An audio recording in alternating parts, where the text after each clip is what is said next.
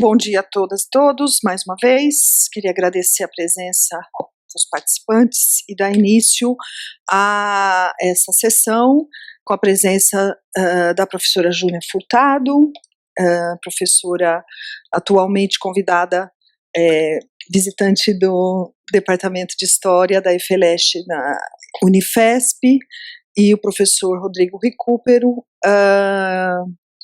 que é professor do Departamento de História aqui do nosso departamento, da área de História do Brasil Colonial. Eu vou passar a palavra ao professor Rodrigo Recupero para proferir a sua conferência inicialmente, tá? E avisarei no momento adequado.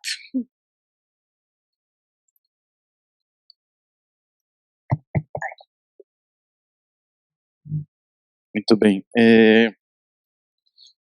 Queria inicialmente agradecer, né, a possibilidade de estar apresentando essa fala aqui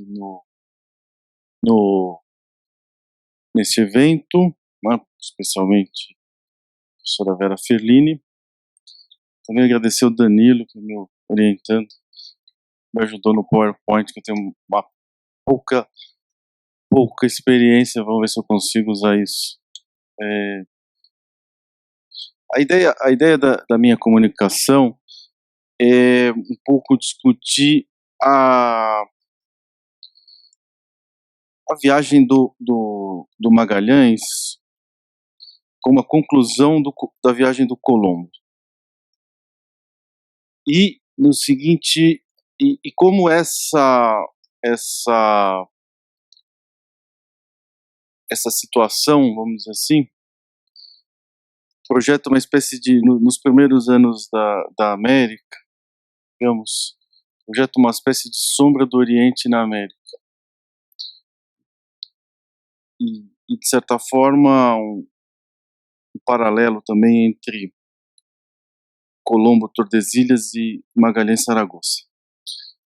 Porque, como a gente lembra, o plano tanto o plano português, a partir de um certo ponto do 15, como o plano do Colombo, é a navegação para as Índias, visando o estabelecimento do comércio direto, enfim, contornando o intermediário, né, árabe e italiano. Nesse sentido, né, que o projeto então, se os portugueses têm um projeto, né, se discute quando começou o projeto para a Índia efetivamente, né, obviamente que não começou em Ceuta, né, posterior, né, tem toda uma polêmica, se foi no tempo do Infante, se foi depois do Infante, enfim, né. Mas o fato é que, em dado momento do 15, isso começa a se encaminhar claramente para o projeto de contornar a África, né, e chegar, então, no Índico. O Colombo, então, aparece, né, e faz a proposta da navegação pelo Ocidente. Colombo, como partia, né, o Colombo é uma figura interessantíssima, porque ele misturava, né, ele cumpre um papel na história da humanidade, mas ao mesmo, né, de modernidade, mas ao mesmo tempo era uma figura que vinha com toda uma herança, né, da antiguidade. O Colombo, então, tem toda uma série de concepções sobre o mundo, e uma das questões chaves aí é que ele via o mundo muito pequeno, né, o cálculo do mundo por Colombo, circunferência da Terra seria muito pequena, o que permitiria, então, a navegação para o Ocidente, né, chegar no Extremo Oriente pelo Ocidente, né, como já se lembrou desse detalhe ontem. Não era o problema, não estava em questão o problema da esfericidade da Terra, o problema era, né, a possibilidade de uma tal navegação. A própria tripulação do Colombo, né, na verdade, tinha mais medo não encontrar ventos ou correntes para voltar para a Europa do que qualquer outra fantasia em geral se pensa. Então o Colombo fazia um cálculo muito pequeno da circunferência da Terra, né, o que levou que ele fizesse, né, aquele famoso episódio em uma das viagens, em que ele faz a tripulação jurar ali na ponta de Cuba que eles estavam seria a Malásia. Então tem uma polêmica também se o Colombo na quarta viagem percebeu que não tinha chegado, enfim. Mas de toda forma, né, o Colombo então volta do descobrimento da América achando que estava próximo do Extremo Oriente. E daqueles eventos assim impressionantes, é um navio se arrastando, digamos assim, vai ter em Lisboa, né? E aí aquele famoso encontro, né, entre o Colombo e Dom João II. Talvez seja dos grandes encontros da história, com certeza esse poderia estar incluído, né? Então aqui no livro do Garcia de Rezende ele conta isso, né? E no ano seguinte, em 1493, estando el rei no lugar de Valparaíso, a 6 dias de março, veio ter a restê-lo em Lisboa Cristóvão Colombo, italiano que vinha do descobrimento das ilhas de Cipango e Antilhas, que por mandado do rei da rainha de Castela tinha descoberto, das quais trazia consigo mostras das gentes, ouro e outras coisas que nela havia, e foi delas feito almirante. E sendo o rei disso avisado, o mandou chamar e mostrou por isso receber nojo e sentimento. E assim por crer que o dito descobrimento era feito dentro dos mares e termos de seus senhorios de Guiné. Como porque o dito Colombo, por ser de sua condição levantado e no modo de contar das coisas fazia isto em ouro e prata e riquezas muito maior do que era, e acusava o rei por se excusar desse descobrimento e não o querer mandar, e isso, pois primeiro se lhe viera oferecer, né, e que fora aos reis de Castela por não lhe dar crédito. E o rei foi cometido que houvesse por bem de lhe matar, né, porque com a sua morte o descobrimento não iria mais avante de Castela, né, e que Sua Alteza, que dando Sua Alteza a isso, consentisse poderia fazer sem suspeita, porque por ele ser descortês e alvoroçado, podiam com ele travar de maneira que cada um desses seus defeitos parecesse a causa de sua morte. Mas o rei, como era muito temente a Deus, não somente o defendeu, mas ainda lhe fez honra e mercê, e com ela o despediu, né? Então esse grande encontro, né, de Colombo com Dom João II, né, vai colocar o problema, né, de como, né, de como as potências ibéricas vão se colocar naquele contexto dos descobrimentos, né. Obviamente, no primeiro momento, Dom João II entende que o Colombo tinha navegado para a África, depois, possivelmente, aliciando portugueses ou mesmo espanhóis, né, ou castelhanos da frota do Colombo, consegue possivelmente maiores informações. E começa então uma discussão diplomática com ameaças, né, o Dom João ameaça armar uma armada para ir às terras que o Colombo tinha descoberto. Então, tem todo um processo que vai desembocar então em Tordesilhas, né? E Quito, como todo mundo sabe, né, vai acabar criando então o famoso meridiano, né, a 370 léguas do Cabo Verde, né. Uma primeira proposta do Dom João II seria um paralelo pelas Canárias, o que era uma proposta bem, vamos dizer assim, esperta, né, ficaria com a parte tropical para os portugueses, né. Os espanhóis não aceitam, tem a intervenção do Papa, a serviço, né, pedido dos espanhóis, tem a primeira proposta de 100 léguas, e depois se vai para 370 léguas. Aí a grande polêmica, talvez, de Tordesilhas, por que foi de 100 para 370, e aí pegando parte do que viria a ser o Brasil, que daria para toda uma especulação. Quem tem uma discussão muito interessante sobre o Tratado de Tordesilhas é o nosso patrono Jaime Cortesão, que ainda que a gente não precise comprar todas as suas ilações, né, de fato é uma análise muito interessante, particularmente a que ele vai fazer na introdução de uma obra que é a Pauliceia Lusitana, monumenta histórica, que depois eu vou falar um pouquinho também.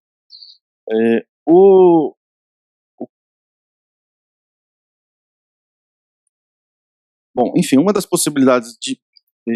bom, como todo mundo sabe, então tem-se a linha o meridiano de Tordesilhas. Né? Pouco tempo depois, finalmente, então, os portugueses conseguem com o Vasco da Gama chegar no Oriente. Ao mesmo tempo que as viagens do Colombo continuavam na América, né, sem conseguir de fato encontrar as esperadas Índias. Né, se continuava ali na região do Caribe, como todo mundo sabe, né, inclusive vai dar uma série de problemas para o próprio Colombo. Bom, o resultado disso é que, então, com a volta do Vasco da Gama, os portugueses chegaram na Índia e os espanhóis continuam ali, né, na região do Caribe. Então, isso vai criar, de certa forma, uma frustração, né, por parte da Espanha, que achava que no Tratado de Tordesilhas tinha, de alguma forma, ficado com acesso ao Oriente, né, e agora, então, se percebe que não se encontrou esse acesso ao Oriente ainda. E com isso, né, se inicia um processo de inúmeras viagens de reconhecimento do território americano, que rapidamente se delineia o litoral atlântico do continente. Se a gente pegar a cartografia, já no começo, no segunda, sei lá, no máximo terceira década do 16, praticamente o litoral atlântico da América já está, em grande medida, esboçado. No fundo, o grande problema é que, especialmente para os espanhóis, a América passa a ser um obstáculo, né, à chegada ao Oriente. Então é preciso encontrar o caminho para o Oriente. Depois da descoberta do Pacífico, então como chegar nesse oceano? Então tem um processo todo muito grande de viagens, a gente não conhece todas, algumas particulares, possivelmente também explorando as possibilidades do território, né? E com isso vai se criando, então vai se desenhando o continente americano, né? Particularmente a sua fachada atlântica. Até que finalmente, então, com a viagem do Magalhães, se consegue, né, atingir então a desejada passagem para o Pacífico e se chega, né, ao Oriente, navegando pelo Ocidente. Então, nesse sentido é que me parece que o Magalhães conclui o projeto do Colombo, chegar no Extremo Oriente navegando pelo Ocidente.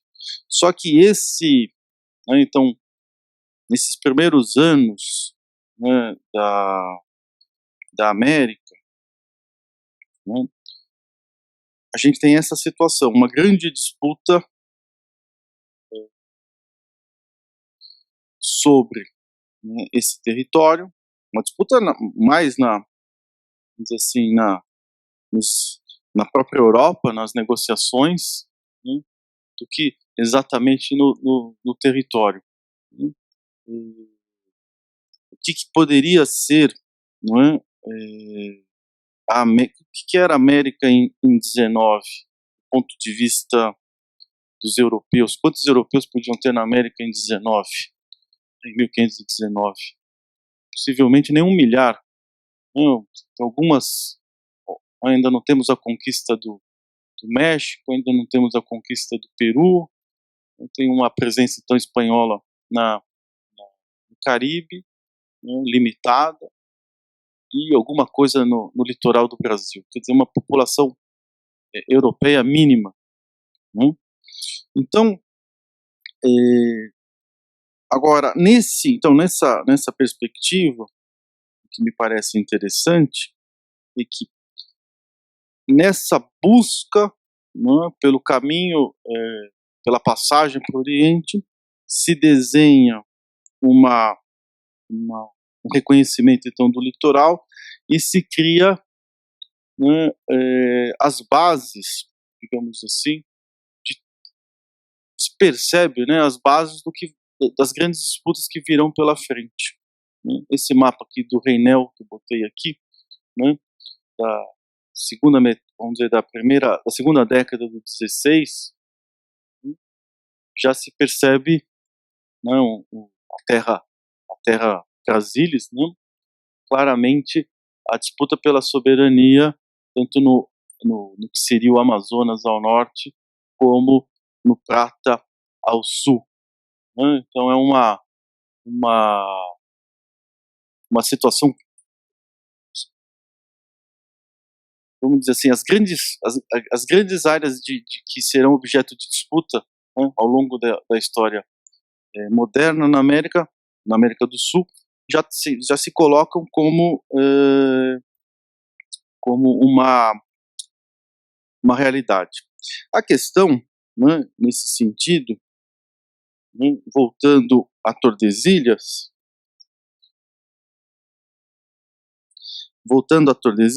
é que obviamente não existiam as condições técnicas para determinar exatamente aonde a demarcação cairia, né, e com isso se colocava uma incertidão, né, uma incerteza melhor, né, e que permitia então todo tipo de avaliação, né, e que vai se prolongar, né. Então, por exemplo,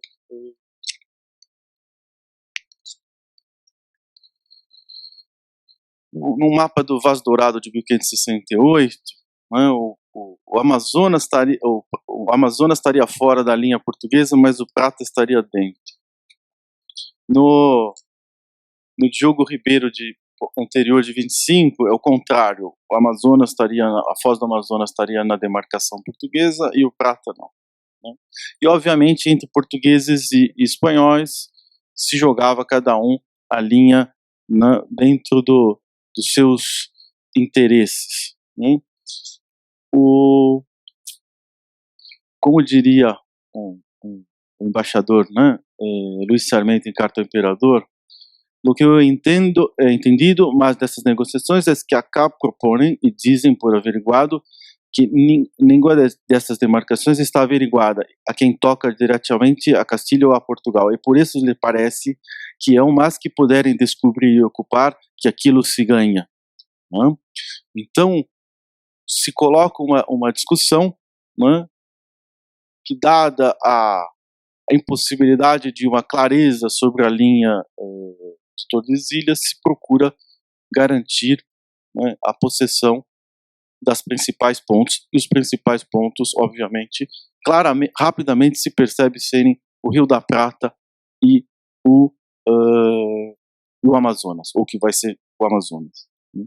A própria viagem do Martim Afonso de Souza, né, me parece, nesse sentido, emblemática, né, porque se a gente pegar o diário do Pedro Lopes de Souza, a primeira coisa que a gente percebe é que eles sabem exatamente para onde eles estão indo. Ele indica, né, inclusive faz a estimativa de quanto falta para chegar nos locais, né? E um outro elemento chave, né, que se esquece muito sobre a viagem do Martim Afonso de Souza, é que logo que eles chegam em Pernambuco, que eles vão tomar 3 naus francesas, a expedição do Martim Afonso de Souza se divide em 2 grupos. 2 caravelas que vão fazer a descoberta do rio do Maranhão, ou Amazonas, e as que vão descer para o Rio da Prata. Quer dizer, então, claramente, em 1530, já existe um projeto claramente de disputar essas 2 posições. E, paralelamente, né, vai se construindo também uma percepção, né, do que seria o Brasil. Né? Vou voltar aqui para o mapa aqui do painel.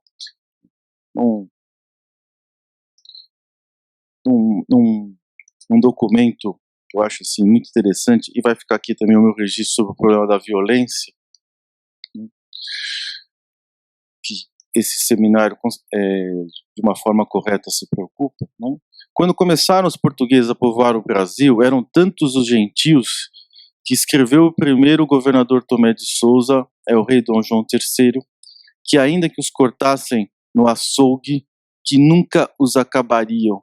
E por suposto que sem índios não se pode conservar o Estado do Brasil nem na paz, nem na guerra, como a todos é manifesto, nem se pode a fazenda de Sua Majestade ir em crescimento, e ainda em crescimento. Contudo, a infinidade de gentil, né, que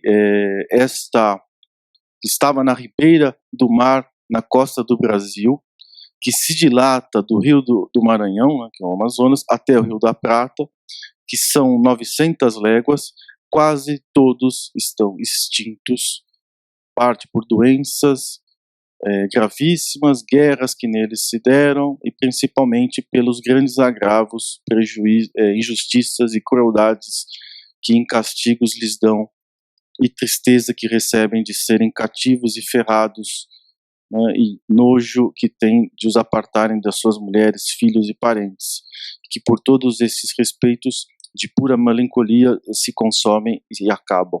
É um documento do fim do 16, né, e que a gente vai percebendo então como isso vai se desenhando, né,